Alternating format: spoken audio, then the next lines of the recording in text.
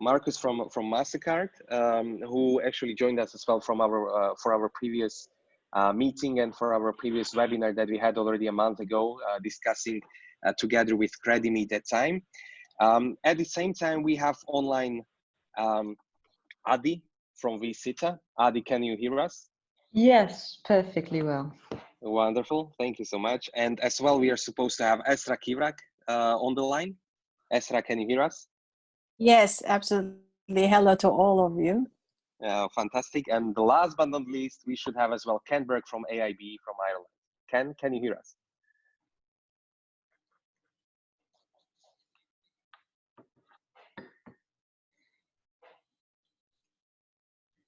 Yeah, I think I heard Ken a minute ago, so hopefully he'll be able to reconnect.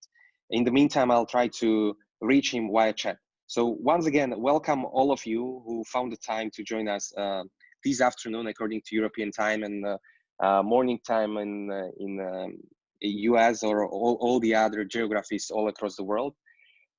You can listen to this webinar and probably as well watch it, you know, later on, because it's all recorded. So we hope that we will bring you some value at the same time in a post-meeting review that you'll be able to listen or to watch it through. Let me guide you very shortly through the agenda, what we have in front of us today. After the short introduction, which was a bit prolonged, we will have an overview of SME Banking Partnership strategy, especially on behalf of Mastercard and Visita. We'll start with Marcus O'Toole, who is heading the small business in Europe on behalf of Mastercard. He'll give us a bit more overview on the whole strategy of Mastercard, why, how, and what exactly are they building around the partnerships in SME banking area, or especially for the SME clients. Afterwards, we'll have as well Visita joining directly this presentation. The main reason is because one of the latest partnership that was established between Mastercard and Visita started very recently in Europe. So we are really excited to hear a bit more about that. And after, we'll have a bit more discussion and best practices sharing together with Esra, who joined us as well as ex SVP from Garanti Bank Turkey and ex-EVP of Alternative Bank in Turkey, who is right now doing many, many wonderful projects for SME banks, not just in Turkey, but across the world, which will later on during this session follow by discussion about the COVID-19 and its impacts on SME banking. So I hope that from a short introduction from my side, it was kind of clear. Once again, we apologize for all the issues that happened. That's why we are right now a bit, you know, as well nervous. But I hope it's all going to turn out well. Now you can all see all the speakers that are here with you online, and I guess we are ready to start. So Marcus, can I pass the word to you? Thank you very much, Lucas, and thank you all for joining. And apologies, as Lucas said, for the technical issues. Maybe it's on my side, and maybe it's an Irish team. I see Ken's also having trouble being able to connect in. So delighted to be here and delighted to have the opportunity to share with you our European strategy when it comes to small business and to partnerships. And you know, I'm going to move into slide 2. I'm going to try and do this a little bit blind because I can't see the presentation that Lucas is sharing. But really, when we look at small business partnerships and we look at partnerships in a whole, okay, there's been nothing new when we look at partnerships in the past. We have some examples we're showing here from key partnerships that have happened. Predominantly, these have always been focused on and really been looking into the consumer space. And when you look at a lot of the partnerships, it's, you know, looking at the right brand and looking at the other partners that can actually help and augment and really complement the partnerships that you can do. One of the most recent ones, and we see it now, is the McDonald's and Uber Eats, and what they're trying to really do to bring both of their brands together and to really try and push out, you know, their collective strategies and to achieve those by the food delivery and coming through with the Uber.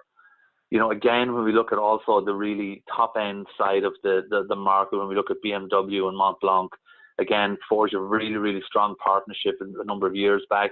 And again, bringing that brand to fore and to really address the needs of and to execute against their overall strategies.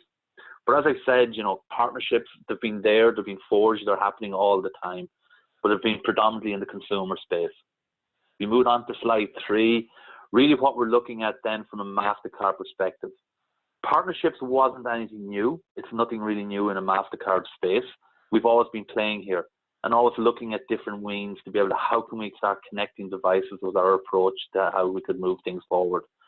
Now, we forged a number of key partnerships for ourselves, you know, especially working with Apple, working with the Samsungs, especially around driving out how we can support from a wallet perspective, and how we can support then from every device and wearable device can become a payment device, and how we can track and to support into there.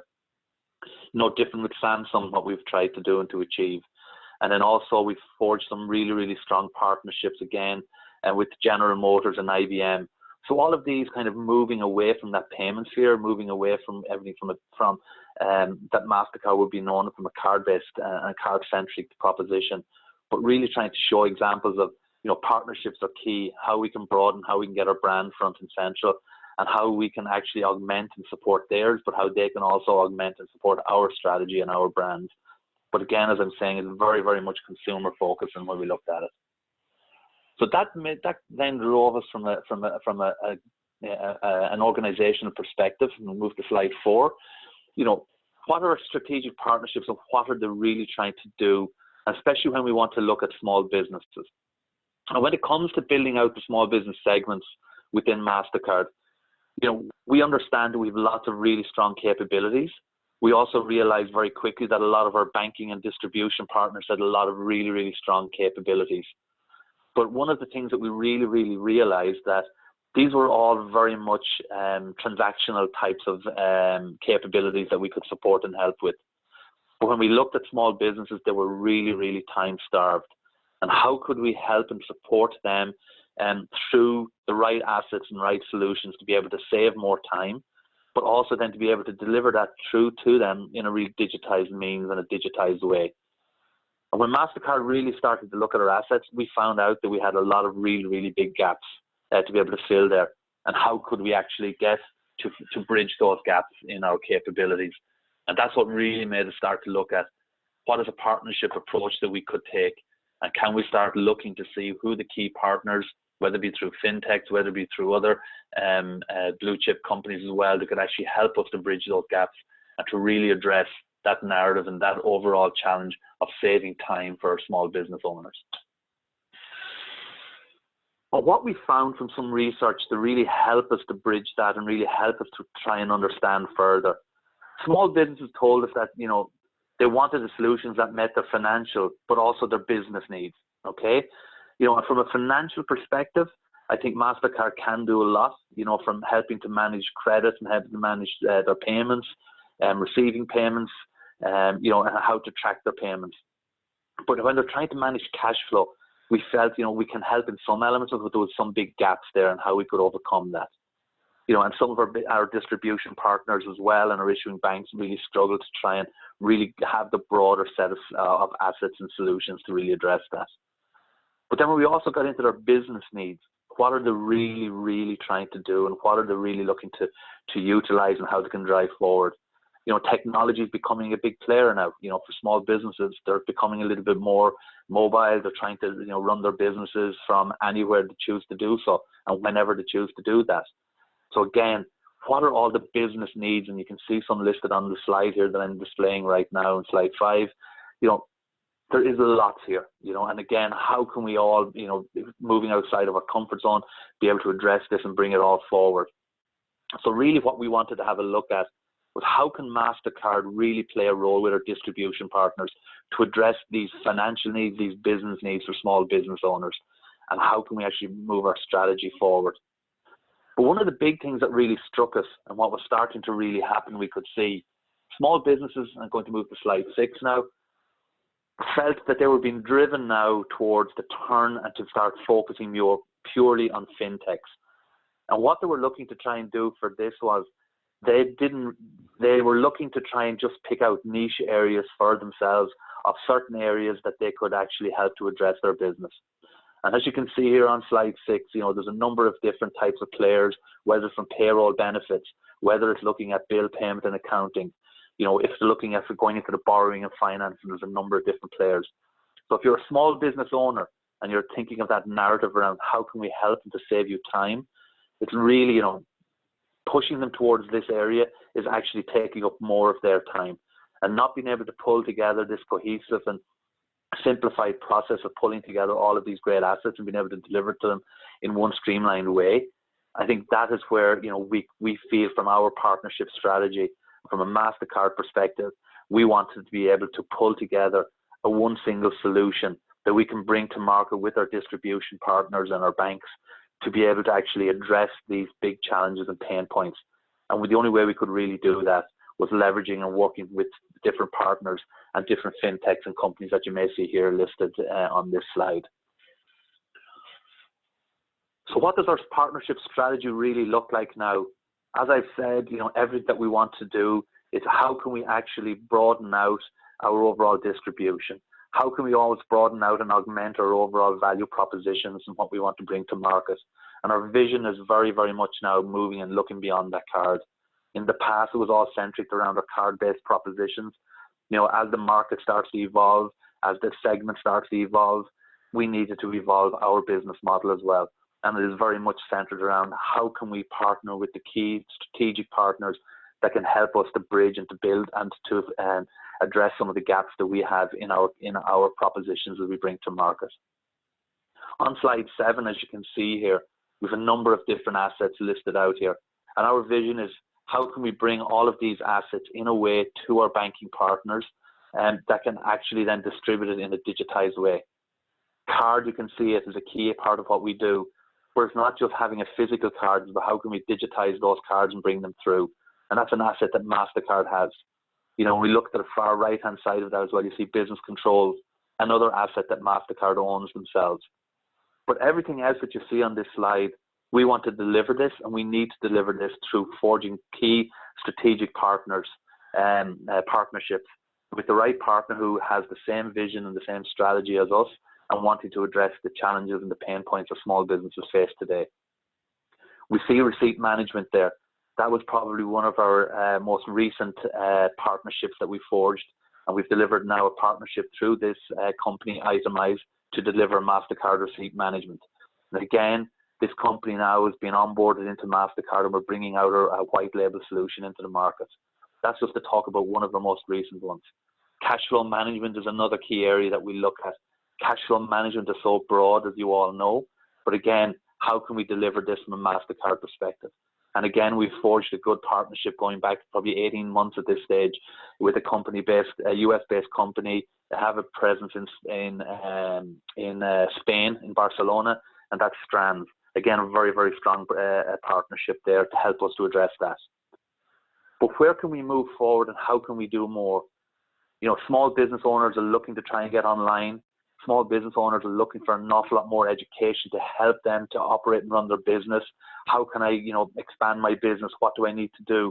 Giving them all the relevant information in a digitized means. How can we help them to start, sending out their e-invoicing capabilities and be able to accept payments more digitized way? Again, how can we deliver that type of solution? And then also from a CRM perspective, as we have said, they're looking for new ways to be able to start looking at their businesses, operating and running it, seeing how the performances are going. And again, these are moving Mastercard completely outside of its comfort zone, if you want to call it that, where it's really looking to see how can we address these strategies, how can we address these capabilities. And looking at the last 3, I'm delighted to say that we have forged a partnership, and it's a really, really powerful partnership. I just want to move on to slide 8 now. And that is with a company by the name of Visita. Visita, for us, we've had some really, really strong discussions with Visita. This relationship and this partnership all stemmed from an Efma conference back in Vienna in April, which is our SME forum, where we met. And we had some really, really good dialogue. I'm delighted to announce now today that we have forged this excellent partnership with Visita that Mastercard are very, very excited about rolling out and bringing to the markets across Europe, but also then, to look and see how can we expand this into other markets. And on that, I'd really like to, welcome Adi I'd like to hand over to Addy, who's going to share a little bit more around the proposition, share a little bit more around our partnership, and what we're going to try and do collectively together and to bring to market. So thank you all very much. Thank you, Marcus, for that introduction, and thank you, Efma, for making this happen. But also, as Marcus said, for getting us to meet in the first place. So yes, we did meet Marcus and myself in a conference organized by Efma, and we've been working on this partnership for a few months now. And if Mirka, if you don't mind to quickly skip to the next slide. I'm going to try and run through these quickly as we're a little bit late on our original schedule.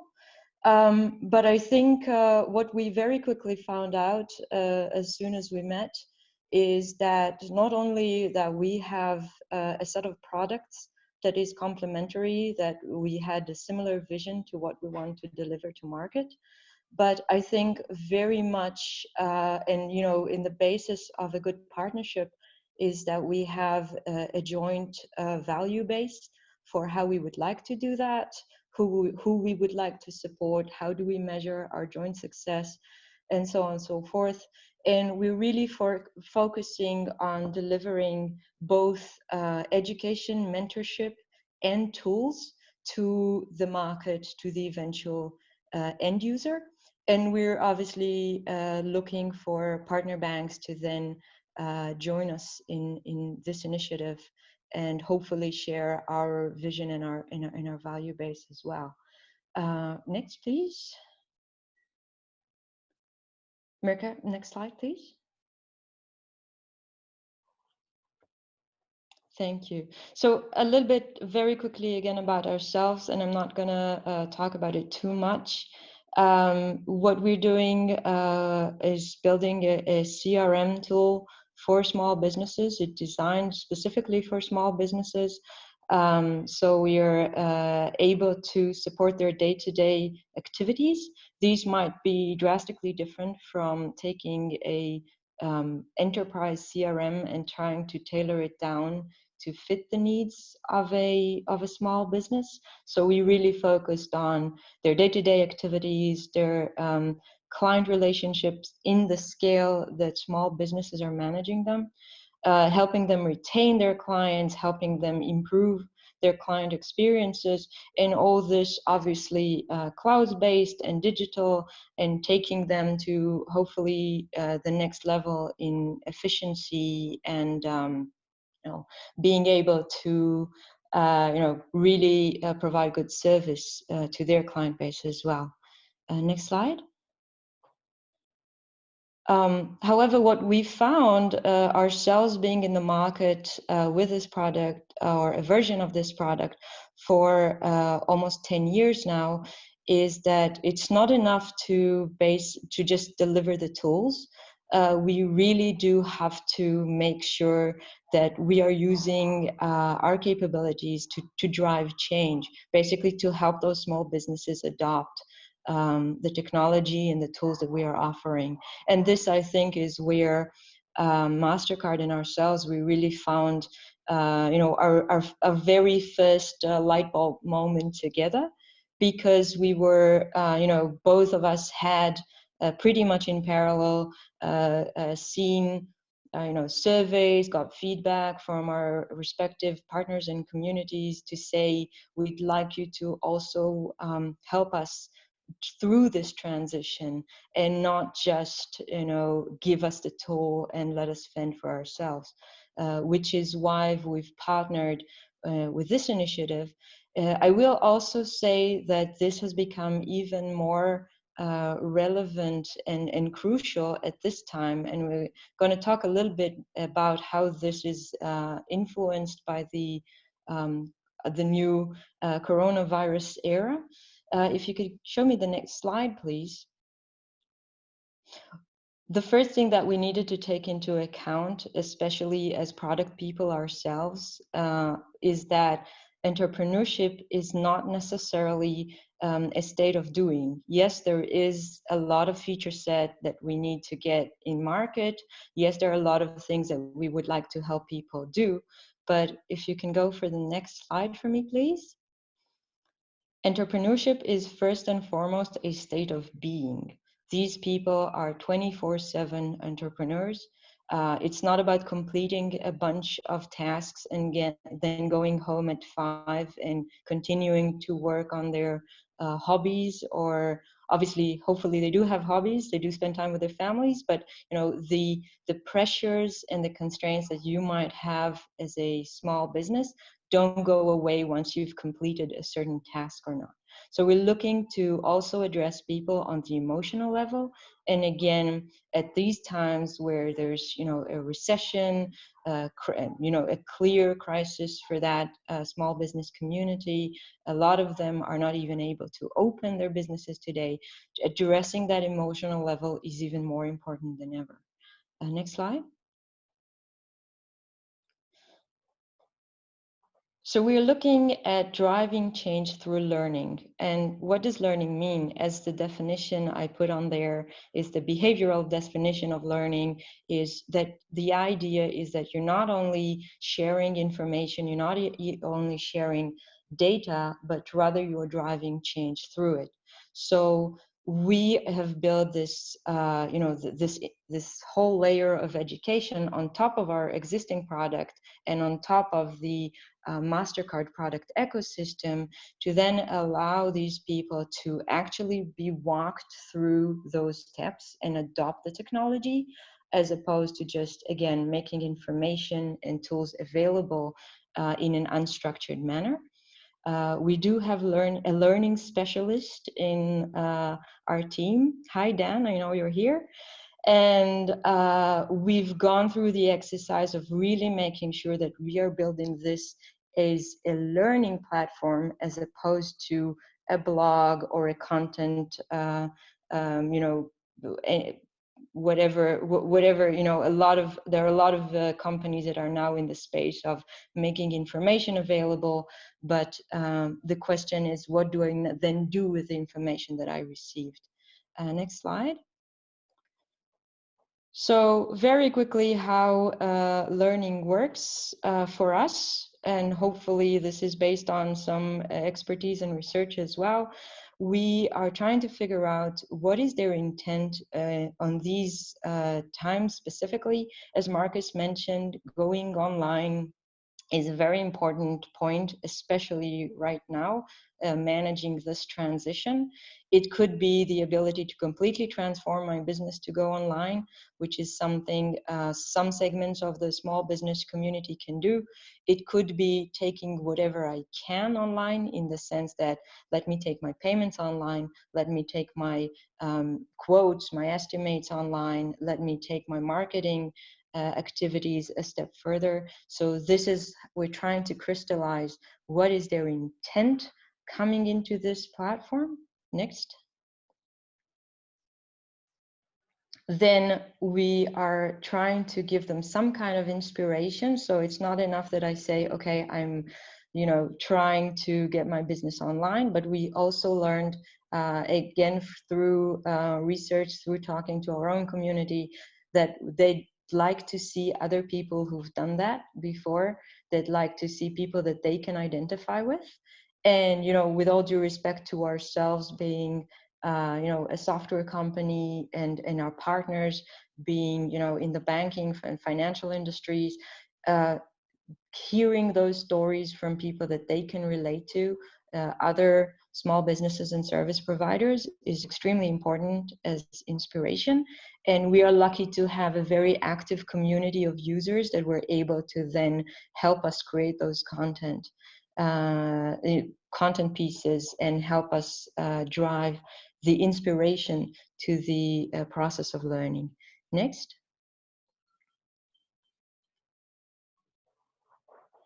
And then obviously the learning bit comes in. We've partnered with small business experts to share their best practices and how they think businesses should go through this transformation, the digital transformation, how they should use technology, but also motivational aspects, also managing their team. So we have structured lessons for them to do so. And next. The final stage is getting them on the tool itself. These could be our own tools. As we said, we have an app that's for managing your day-to-day, your clients, basically a CRM for small businesses. But these could also be our partner tools. So all of those beautiful partnerships that Marcus mentioned before could all be relevant and a way for us to, again, increase engagement and increase interest in those tools is through taking them through the same kind of experience and then saying, okay, we also have this for you. Another example could be for our partner banks. If I've just learned about how to manage my, my financials, and I feel like I need to build a business plan and maybe apply for a loan, then we could send them that way. So this is our opportunity to then actually provide them with the tools we've just been talking about. And next.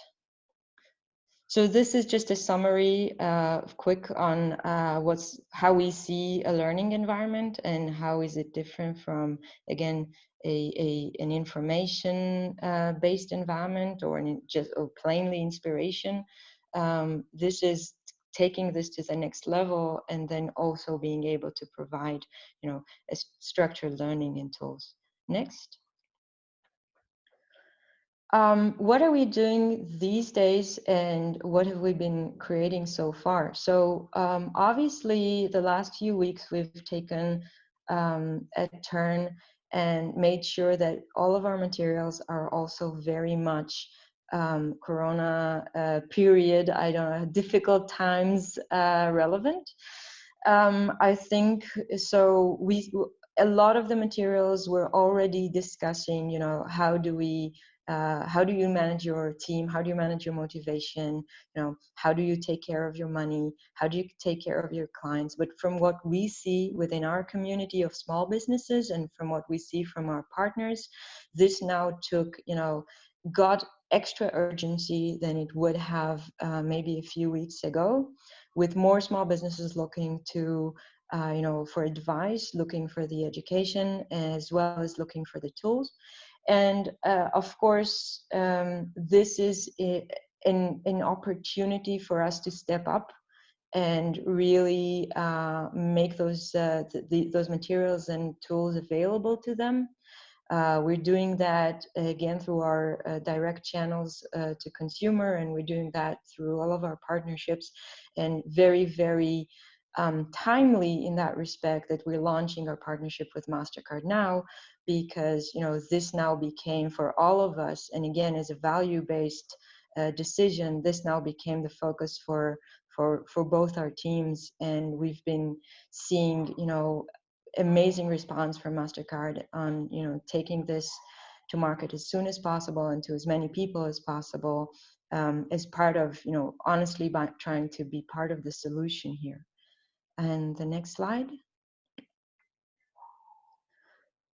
So what we're doing right now, and this is again very new, we're launching it as an open platform, hoping for as many SMEs as possible to make use of this.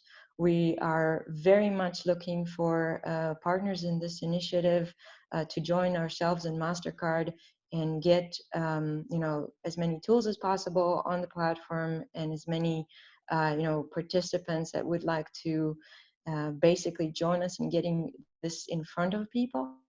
And then we do have an offering for our partners banks, which will be taking this, making a unique instance for themselves, might be with unique content or localized with their own content built into this, to make sure that they can create their own unique take on these things.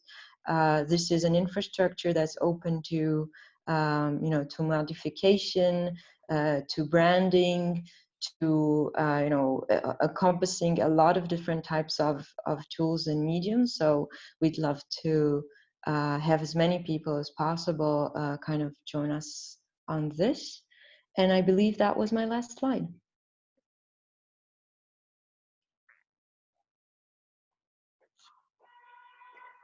Thank you so much, Marcus and Adi, for your presentation and for the overall snapshot of your partnership that you have created, especially right now for your European SME clients. Now, this is one of the many different case studies that we can mention, among the partnerships. Why many of the banks are building, the partnerships to offer added value services for their clients or beyond banking offerings. This is another question that we can raise, and we will raise definitely, during the upcoming period or during the next minutes of this webinar. But right before that, we are glad to have as well a great guest with us, Esra Kivrak, who used to be Senior Vice President of SME Banking at Garanti BBVA in Turkey. At the same time, or after that period of time, she was EVP of Alternative Bank as well in Turkey. And right now she's working as a senior advisor for many different institutions across the world, mentioning IFC, mentioning Qatar Commercial Bank. And without any further ado, I'm glad actually to have Esra with us as well. And I would be glad to hear a bit more her insights on how within her career and from her expertise, from her experience, was the partnership of a help for them as a bank or them as an institution, and at the same time how it helped the SMEs, which is the main target and the main focus of why banks are establishing the partnership. Esra, I'm passing the word to you. Thank you, Lucas. I really wish a healthy. I wish all participants to keep healthy in this coronavirus outbreak times. I am glad to be here with wonderful speakers.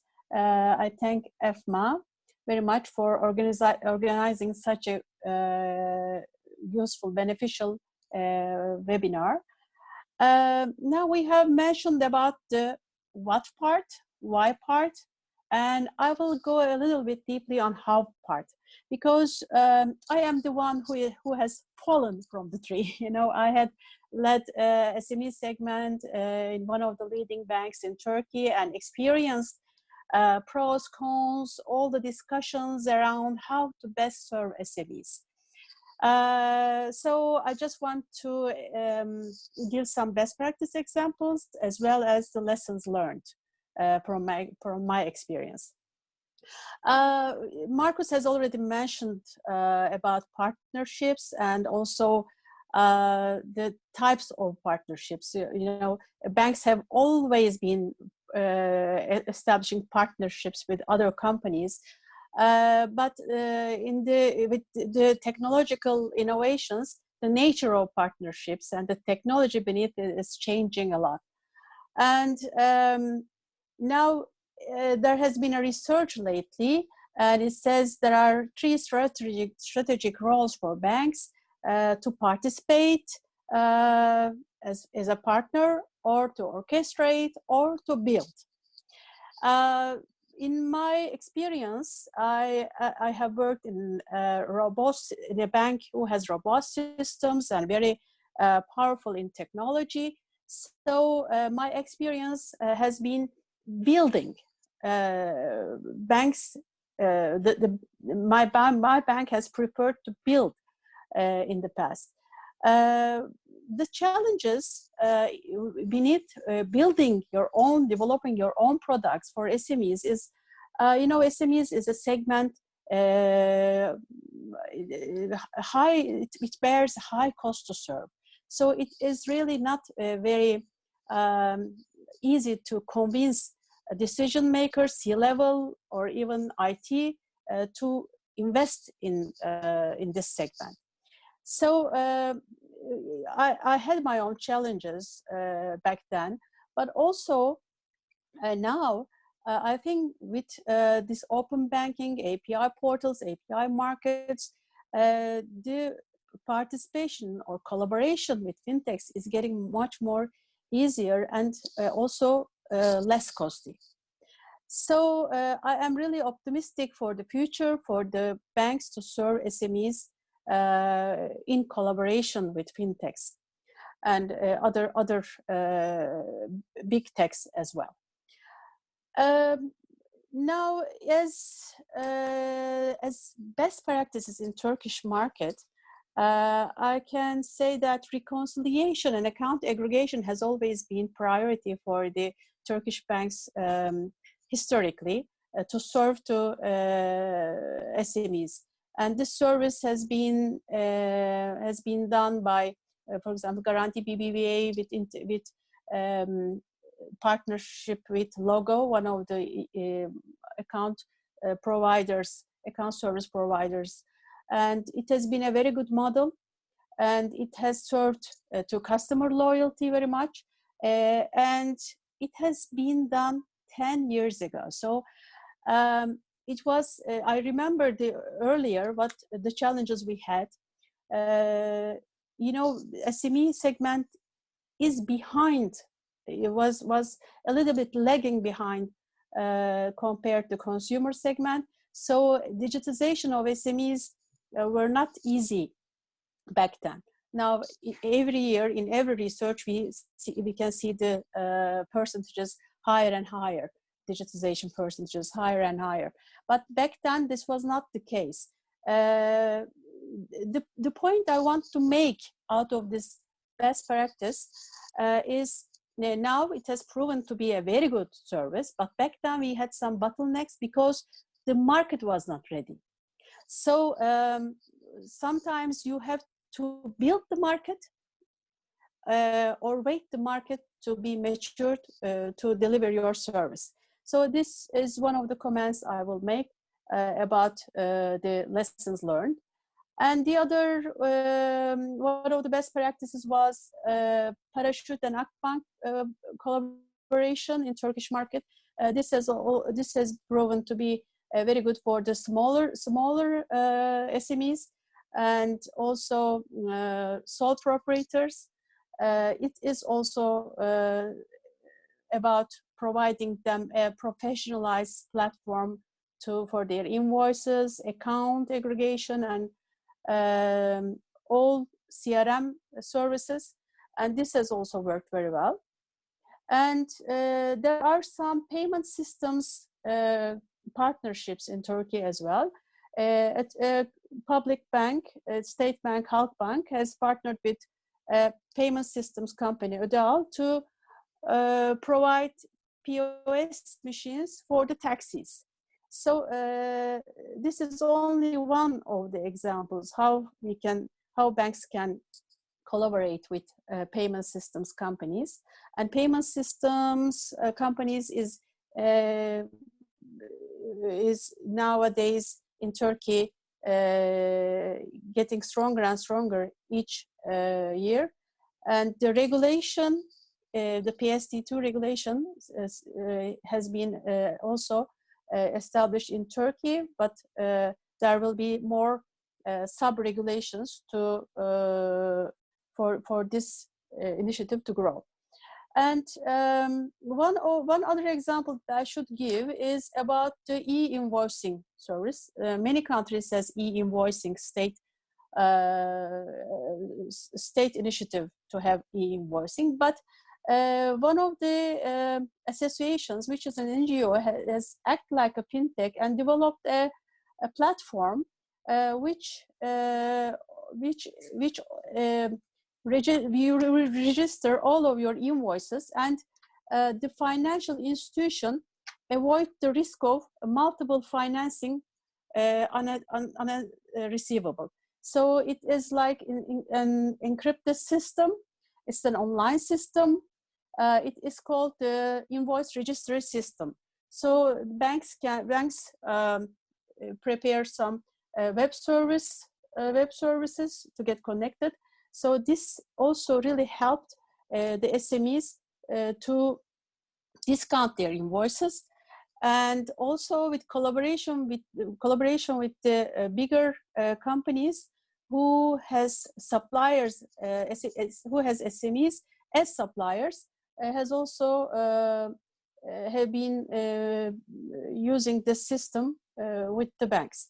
So I think these examples prove that there are many areas that banks can partnership with other institutions. As I said, one of the lessons learned is the SME departments should work, especially the product developers, should be IT technology savvy. So this is one of the musts. Now it's getting better and better each year, but back then we really had some problems with the talent within the SME department. So so you are so much dependent on IT resources and design. That is one of the lessons learned. Get IT savvy people into SME departments. And the other one is the IT structure itself for partnerships. So now we are talking about open banking APIs, or how your bank is ready to collaborate with fintechs is another issue in mind. I think these are the lessons learned from my experience. So if you have any other questions, I'll be glad to answer.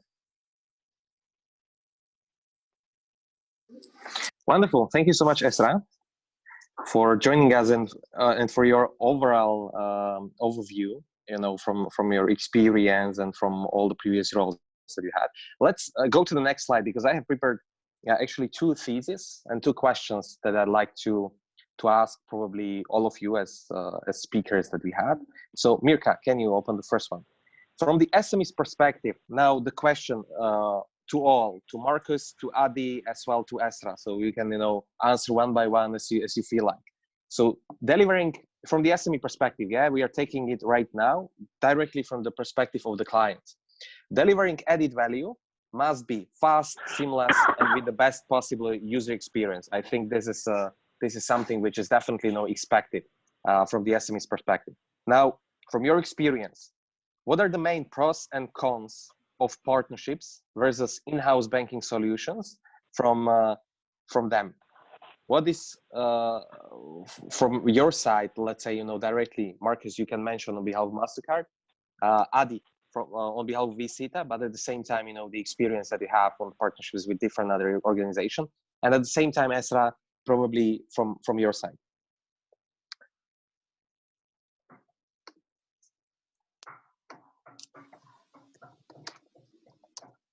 Marcus, can you start probably from you want me to start? Yeah, please go ahead. Yeah, so for us, from a Mastercard perspective, and the values that we see, in bringing these types of solutions to market through some of our fintechs, it definitely gives us pace to market, Lucas, without a shadow of a doubt. What we can see, the pros for us is very much, getting a like-minded partner to kind of address some of these challenges and pain points. They've been out, they've been working with some of the small business owners themselves in a direct-to-consumer proposition, whereas ours is very much through the banking channels. Okay, some of the challenges that we feel then, and from trying to build it in-house, the biggest challenge for us very much so is, the bandwidth, getting this pace, getting through all the the due diligence that we need to get through and all the right things, but that can slow down, because fintechs and partnerships, they can actually are a little bit more nimble, and they can get to market a little bit faster, and that for us is something that we can all learn from being a larger organization, as well as that pace to market and how we can support it. And small business owners today, is evolving, very, very much so. And even you hear from Esra saying as well, the market is changing from an open banking perspective. It's changing from a from legislation perspective, and these fintechs are a little bit more nimble, and they can help us to get there quicker and faster. But I think the most important thing for us here to be realizing is that we have to partner with the right partnerships. There's no point in having lots and lots of different partnerships, because that can then lead into the wrong decisions or lead into the wrong propositions going out. So the partnerships, when you're forging them and you're taking them, has to be very much aligned to your strategy, to your approach and what you're trying to do. And that's very much to the fore from a Mastercard perspective. We want to make sure they have a like-minded strategy to what we're trying to do, and that we're aligned on that. So they're the types of partners that we look for.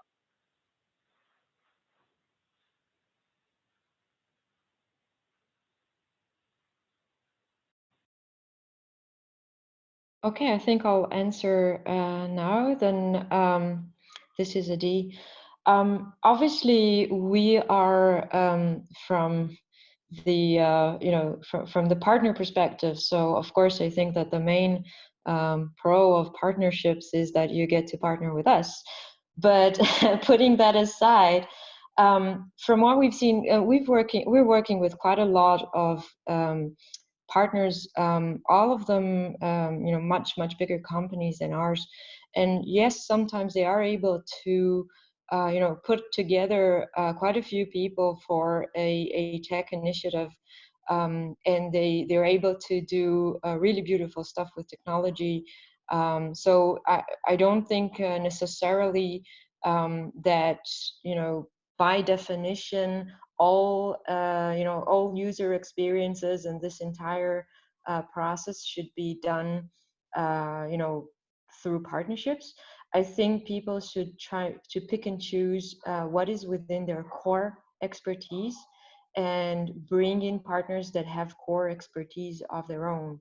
So I think for us, again, being 10 years in market with our product, we had the ability to kind of really specialize in what we do. And we definitely don't see this in any way competing with any of what our partners is doing, and they're able to bring in their excellence and their areas of expertise into this. Where we have struggled with this was mainly around trying to force or basically retrofit a story into a technology infrastructure that wasn't ready for it. So, in recent years, we've made sure that our product is a completely open platform. We've got APIs that can trigger anything from anything, anything from anywhere. This is our, benefit of being a younger company that was born in the cloud. But obviously, a lot of our partners from all kinds of industries, we're also partnering with telcos, we're also partnering with yellow pages companies, and where there wasn't, a tech readiness to create those experiences on the partner side, we've seen often that we've struggled. So I think, again, you have to make sure, I think Ezra said that both sides are mature and ready for this process as well. Wonderful, thank you, Adi. Ezra, you have anything to add in your mind? Actually, I completely agree with Adi and Marcus. The partners should have like-minded strategy and capacity. That's an important point raised by Adi as well. And I think API standardization and regulation are two challenges. There are so many fintechs, but not all of them are relevant for the banks. So standardization of APIs, I think, is the next chapter or today's issue. And the business model, of course, is most of the initiatives are not born due to bad business models. So I think I haven't touched on the business model side, but business model should be built very strongly and beneficial to both parties when you are partnering. And of course, in-house banking is beneficial for the bank because you have your own codes, you can change the design anytime, and the product is fully yours. But as I said, for SME segment, it is really costly to build these systems. And when you partner, you expand your customer base. So I am for the partnerships. Very good. Yeah, it's quite clear that all three of our speakers are for the partnerships. Now let's ask the questions which we have prepared, not just for the speakers but to all of you. We have a yes/no question here, and now I encourage all of you who are actually with us online, because I see that we have almost 60 people. So when you click on your tab participants, there in front of you, you can see the green approved button or the red refuse button, and you can pick based on your opinion whether in adding value to SMEs, it's more likely to deliver fast, seamless, and best possible user experience by finding the right partner, or rather than building the solution in-house at the bank. So please feel free to express your opinion by pushing one of those buttons. I'll just repeat it. When you go directly to participants, when you click on the tab participants, there you have the possibility not just to raise the hand, but at the same time to answer to this question, whether you click on the green button or the red one. In the meantime, we have a question from Elias. I guess at the same time, this could be to all speakers that we have here online. So to Marcus, as well to Adi, but as well to Esra. How can we help making collaboration more effective between banks and startups? Especially, what I think that Elias is asking, how is it possible to rather plug in, let's say, the solution, then creates the frustration at having that service at a POC level only? Marcus, from your perspective, do you have any insights to this? Yeah, we as I said, when we were talking through our partnership approach, and a really good question, and thank you, Elliot, for it. Really, the way we look at partnerships and we look at how can we streamline it. We've been looking at partnerships, as I said, from a global perspective for the past 2 years. We've taken on board an awful lot of learnings and how we can distribute our partnerships and how we can integrate it into our banking partners. So we've really learned and taken on board all of that feedback. A couple of the things that we're looking at is, in the past, we always felt that we needed to build our own bank and our own app that we could actually pull in all of our partnerships into. We'd bring that to the bank, and the bank would be delighted and take that out and, push it out as a separate app. That's not the case. Our view is very much now, especially with, having the right APIs, how can we consume all of those APIs and integrate them more in a more streamlined manner into the bank. And into your own mobile banking apps today. So that is something that we're really, really focused on, and that's something that, from a delivery perspective from MasterCard and the partnerships that we're looking at, and we're very, very focused on how we can actually do that and streamline it.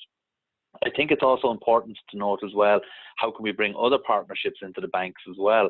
And MasterCard, has been a champion for the past number of years on, our Star Path program, where we bring in a lot of, our scale-up types of partners that can help banks to bridge, so that you're not having to go out and find all of these partners yourself. MasterCard has a program that we operate and run where we can actually then introduce a number of partners, whether it be around e-invoicing, for an example, whether it be around the CRM, whether it be around other elements, and that we can actually help them to source, again, looking at these types of partners that we believe are the right partners, that are strong enough, have the capabilities, and have also the backing and support from the product to be able to help our banking partners to be able to address their strategy and to bring them to market in a streamlined and easier manner. Adi, Esra, you want to add anything? Actually, I had my own experience in in encouraging startups and working with startups. One point that I want to make is, if you're a bank if you're leading SME in a bank, and you have to partner with IT to establish a startup program. So sometimes IT itself establishes or organizes hackathons or other things, which are not very much for the SME segment. But if IT and SME as businesses work together in an agile way with the startups, I think they can be able to find the right startup and the best capacity to deliver a very beneficial service for the SMEs. So there are many incubation centers that has been established by the banks, but not very much. There are a number of good examples, good initiatives. So I think in this area there has been more to be done. There is more to be done. I think from our perspective, obviously it does take expectation setting to begin with, and I think we've built for ourselves a model, from our very own VP channels only presented it today to us about, okay, what is a good, better, best model for us? So, okay, what is the level of, shared, technology base? What is the level of focus that we're able to bring behind this product? Are we talking about the one product that this partner is going to be pushing, or are we looking at being one of 10 products that's on the roadmap? So first of all, it was for us as the startup to try and figure out what our expectations are. And I think, in that respect, again, being present in multiple partner industries, I can tell you that almost every time I speak to a person from from any of our enterprise partners, the first thing that they will tell me, you have to, our business is super complex, our business is super slow, and I keep telling them, you know what, we've heard it all before. We've made an educated choice to work through partners.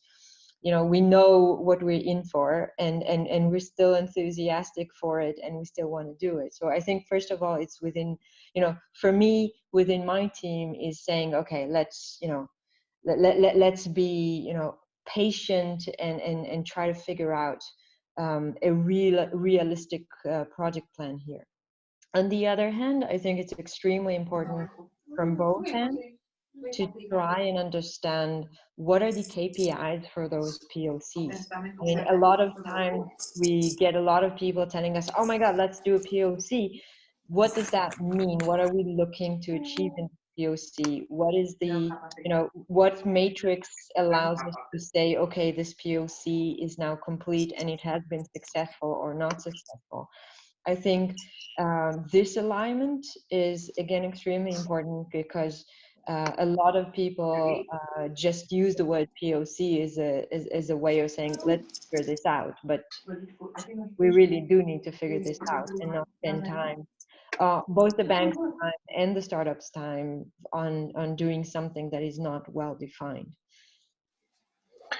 Thank you so much to all three of you answering Elias' question. Elias, if hopefully the question was answered. If not, please feel free to reach out to all the speakers, probably to clarify a bit more.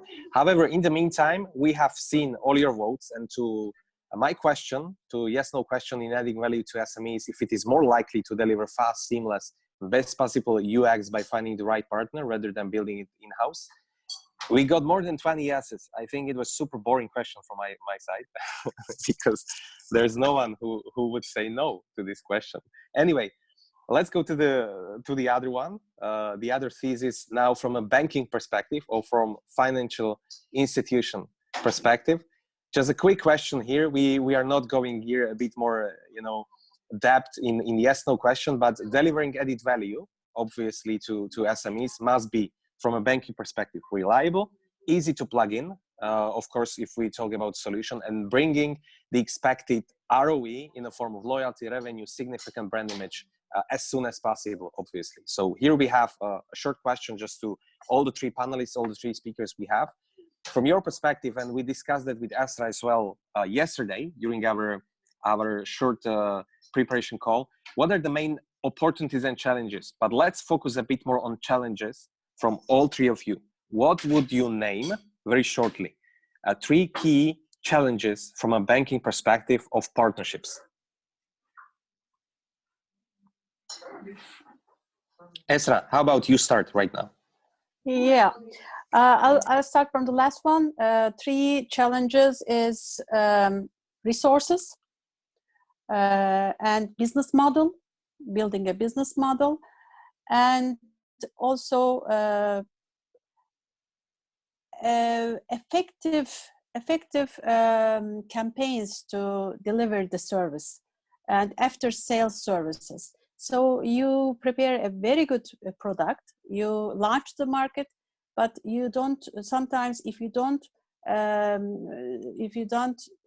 give necessary resources for campaigns or branding, it fails. Or you do the campaigns, everything, but your after sales service, when your after sales service is not good, it is a really failure. So I think the 3 key points are these. For the ROE, expected ROE of loyalty revenue, significant branch, I think from the beginning, the 360 plan should be made. It is not only the service, but also how to deliver it. And what is the expected ROE should be, KPI should be set beforehand, and continuous monitoring of the product should be done. Mm-hmm. Yeah. Marcus, Adi, any inputs from your side? Especially on the challenges that you have seen in the banks or in a bigger organization that would like to launch the partnerships with someone. What would you name the key challenges? Yeah, I think Esra has really articulated it very clearly, and it's no different, the bandwidth issues, and personnel, and being able to get the solutions and get that delivered is one of the key ones, right?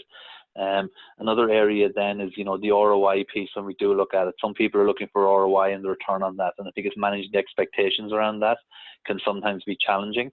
Some people want a return on their investment faster than where we may need to, and that can sometimes be other projects could potentially get ahead of that just based on the ROI, and it's being able to tell that long-term story and be able to get people to be able to see the vision on what this could actually do for you over that period of time. But other than that, I think Esra has really covered everything.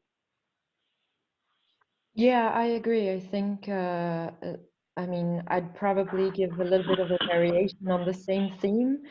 I think obviously coming in with a new business model, we come from a subscription-based world. We had to adapt, and then hopefully the banks would need to think about how is this potentially an opportunity for them, but then they need to understand and quantify those things. So are we able to quantify loyalty? Are we able to quantify the value of data? All of these things, for sure, yes, we are able to quantify, but to get the buy-in together of all of the different departments that are in charge of all of these different things sometimes is challenging often for our, for whoever is championing this partnership for us.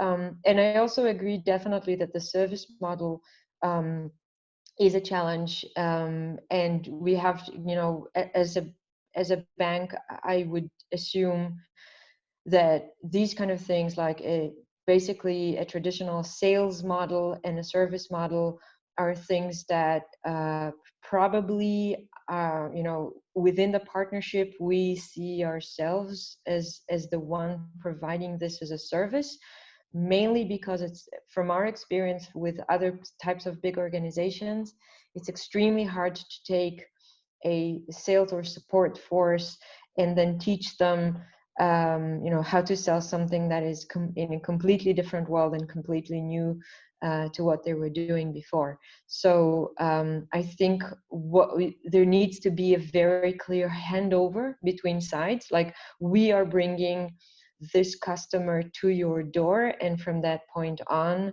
the startup needs to be in charge of, okay, how do we onboard them, how do we make sure they adopt, how do we then make that that ROI, that loyalty, the revenue, transparent and clear to the executives back in the bank to make sure that they are now seeing this and saying, okay, I trust you, I understand what's going on, I see the value for me. You know, a lot of challenges in that respect for both sides.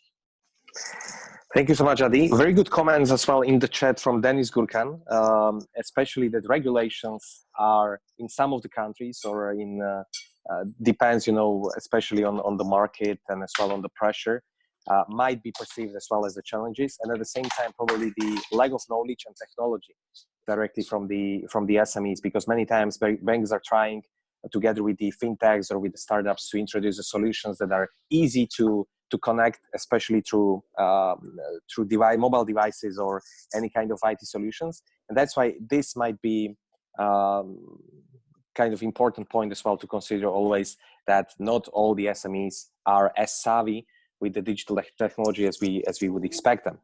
Now, comment on please. that, Lucas. I think in a way we are underestimating, and I see that again a lot, the knowledge of technology of our SMEs, basically because we're framing that question as, do you know technology? If we take this to the world of, do you know how a mobile phone app works? You'll get, you know, a much higher you know, positive response rate. And if you make sure that your experiences look like a mobile phone app and people know how to identify them with, you know, something that they already know, I think what we found is that that kind of bridges the gap very, very easily. In, you know, it's a framing question more than it is people don't know how to work with technology, because everyone knows how to work with a smartphone these days. True story. Very good comment. Thank you so much, Adi, for this. Now we are supposed to already finish and, you know, close up the whole discussion that we had, but there was supposed to be a second discussion connected, especially to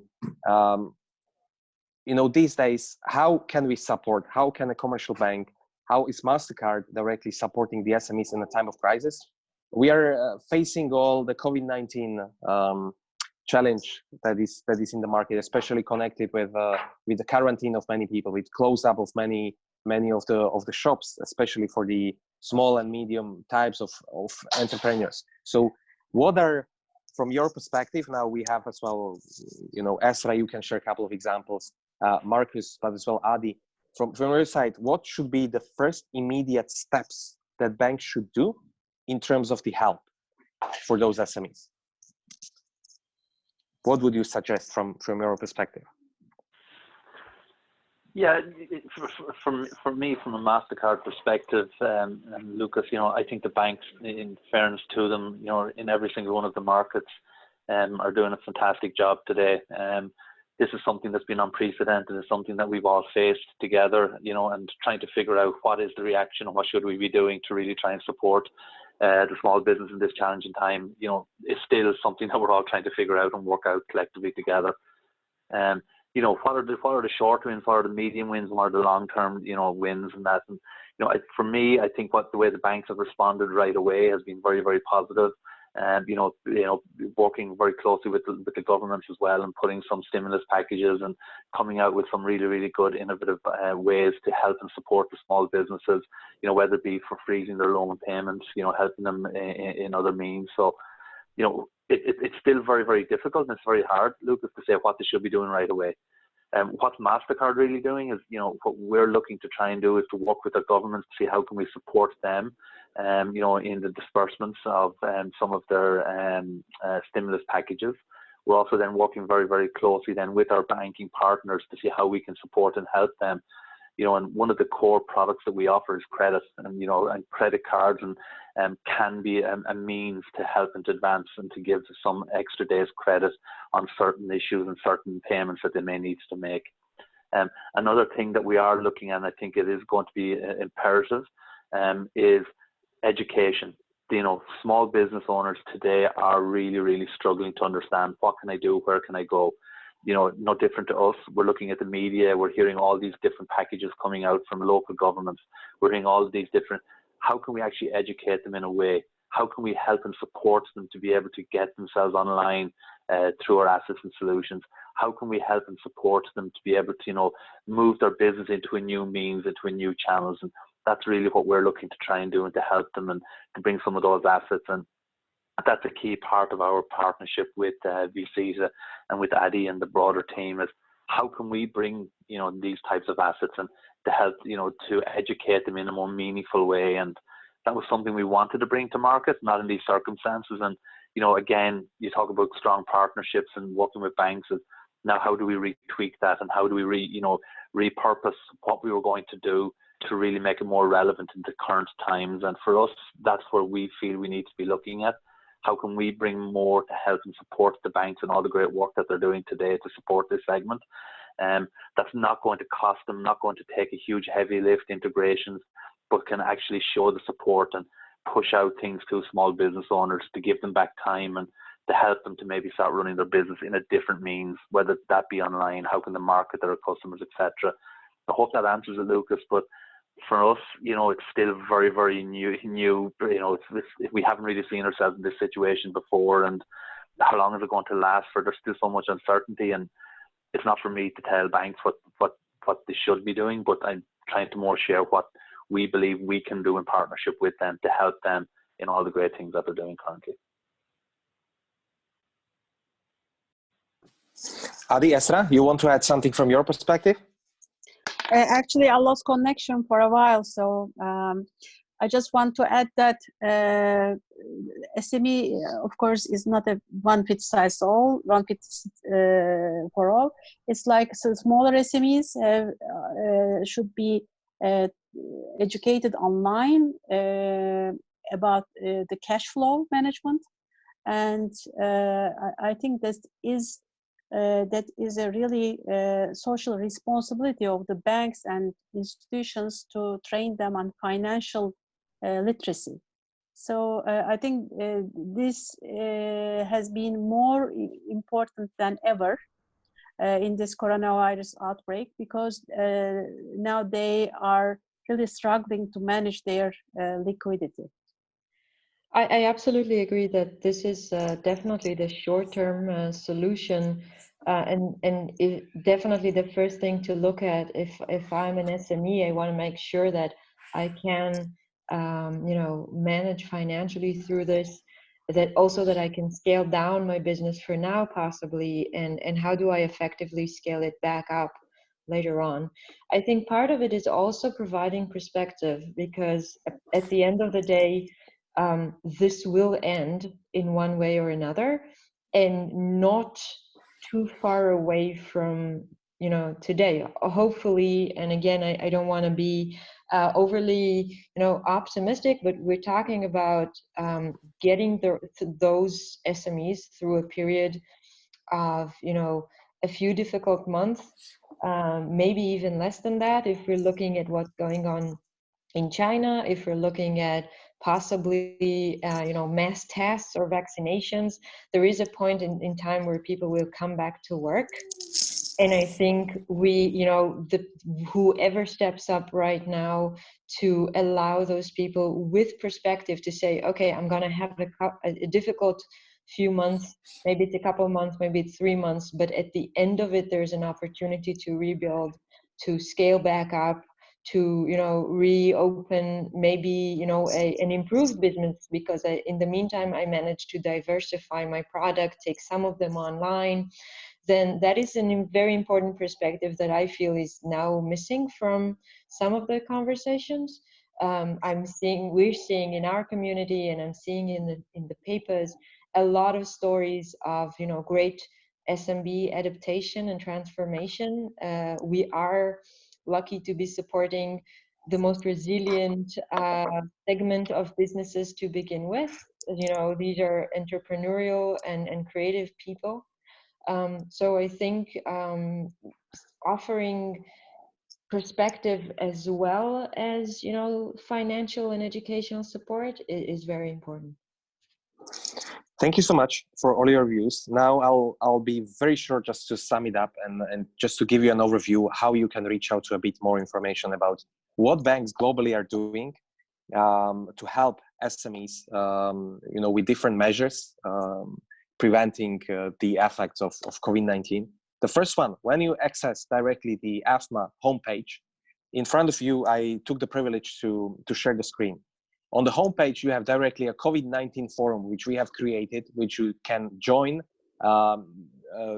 regardless of your membership or non-membership. We are trying to help all financial institutions, and we try to react quickly. So if you come here, you join the forum, ask any of the questions, and get many of the insights. So pretty good what we did here, especially with our IT team, quite quickly. Here we expect all the bankers to share different types of best practices, what they are doing at their institution. If you click on the COVID-19 dedicated content that we are creating right now and click on the Discover, you have in front of you different papers, especially connected to the COVID-19, but you can segment them based on the SME, based on the business banking, based on any kind of keyword that you have in mind. And just today, or yesterday in the evening, as you see, Monday, 30th March 2020, we have published a special edition of a report called Supporting SMEs in a Time of Crisis. So if you open it and you download it, this is what you got. It's a 9-10 pages straight to the point document, which is saying and which is explaining what do we suggest as an organization based on our market research, what banks should do in a way of supporting SMEs, not just by being affected by COVID-19, but in a time of crisis that we are facing right now. Here you see the direct impacts on a bank, indirect impacts on a bank, how we have defined it, helping SMEs to help themselves, obviously at the end of the day. And the first 5 steps that we suggest were to start based on the market screening that we did. Deferring loan repayments, waiving the fees, emerging loans and capital support, accelerating loan response and approval time, and special support services for SMEs, which one of the great example was especially Visita with Mastercard, what they are doing directly for the SMEs. If you go along in the document, you see concrete examples of AIB in Ireland, Bank of Ireland, Bank of New Zealand, Commonwealth Bank of Australia, DBS in Singapore, Lloyds Banking Group, NatWest, Societe Generale, and many others. I really encourage you to have a look at this document. I'm not going to spend on this document too much of the time, because together with Mastercard and all the other partners that we have at Efma, we'll try to bring you step by step more knowledge dedicated as well to this, and as well how partnerships may help even during these difficult times that we are facing. Now, if there are any further comments, Marcus, Adi, or Esra, from your perspective, if there are any other notes that you would like to highlight before the end of the webinar, then we would be probably ready to go and to close the round. You have any comments, any notes from your side, especially in terms of, let's say, closed up words, wrap-ups, summary that you want to mention, connected to the 2 topics, especially the first one, the partnerships building, and even, when we connect it to the current situation, how those partnerships or why the partnerships can help right now overcome the crisis that we are facing with COVID-19. I think it has been a very beneficial webinar. Thank you all, and thank you for listening, and keep safe. Thank you so much, Esra. I'm busy downloading your document. It looks really good, and thank you, Efma, for making this available. And thank you for having us. I think it's been extremely interesting. Thank you so much, Adi. Thank you, Visita. Thank you, Esra. Marcus, anything from your side? Yeah, very quickly, because I know people are pressed for time. Lucas, thank you very much again for a good, innovative conversation. And we do believe partnerships is a key way forward for us, and they can help us, especially in these challenging times. We're very excited, about bringing this partnership with Visita to the market to help our small business owners, but also to help our distribution banks. And please, I would ask anybody who's on the call, if there's any further information they require, they'd like to go a little bit deeper, we're very, very happy and open to have offline conversations with anybody who wishes to do so. And thank you, Esther, as well, for your insights, and Adi also for joining, and very much appreciate the time today by everybody. Thank you. Thank you, Marcus, as well. We apologize once again very much, for the introduction, that it took a bit more time with the technical difficulties. We promise that the next webinar that is taking place together with Mastercard on the 28th of April, as a second session of the partnership discussion series that we have with the speakers, especially from the Latin America, as well from Mastercard. We promise that it will not happen again, and it's going to be as smooth as possible. So on behalf of Efma, thank you so much to Mastercard, our key partner in these SME initiatives. We call them SME Banking Coffee because we believe that these are the discussion worth of a coffee, of your coffee time. Thank you for your time. Thank you for your dedication and all the questions from the audience. Have a wonderful day. And as been said, please stay safe and healthy, because we would be happy to please you with some additional online services as Efma in the time to come. Thanks, Lucas. Thank you. Much appreciated. Thanks, Ezra. Thanks, Mandy. Bye. Bye.